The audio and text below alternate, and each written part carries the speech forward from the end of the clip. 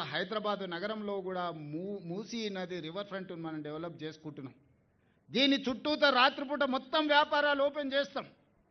పొద్దుటిపూట పని చేసుకోవడమే కాదు, రాత్రిపూట పనిచేయడానికి కూడా మూసీ నది ఒడ్డున రెండు వైపులా రాత్రి మొత్తం వ్యాపారాలు జరిగేటట్టు హోటళ్ళు, వ్యాపారాలు, కూరగాయలు, పంటలు, ట్యాక్సీ అన్ని చేసి మొత్తం లైట్లు పెట్టి బ్రహ్మాండంగా పెట్టి నిరుద్యోగ యువకులకు ఉద్యోగ ఉపాధి అవకాశాలు కల్పించి శాంతి భద్రతలను పటిష్టంగా అమలు చేసి పొద్దుపూట కష్టం చేసుకున్న వాళ్ళు సాయంత్రం పోతే కూరగాయలు కొనుక్కోవాలనుకున్నా, బట్టలు కొనుక్కోవాలనుకున్నా, పిల్లల్ని తీసుకెళ్ళి ఇంత హోటల్లో మనం ఇంత మంచి భోజనం పెట్టించి మొత్తం అట్లా నగరాన్ని చూపించి రావాలనుకున్నా ఈరోజు మొత్తం ఇదంతా అభివృద్ధి చేయాలనుకుంటున్నాం. దీన్ని నైట్ ఎకానమీ అంటారు.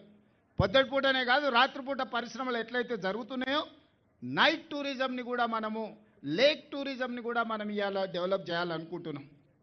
అందుకే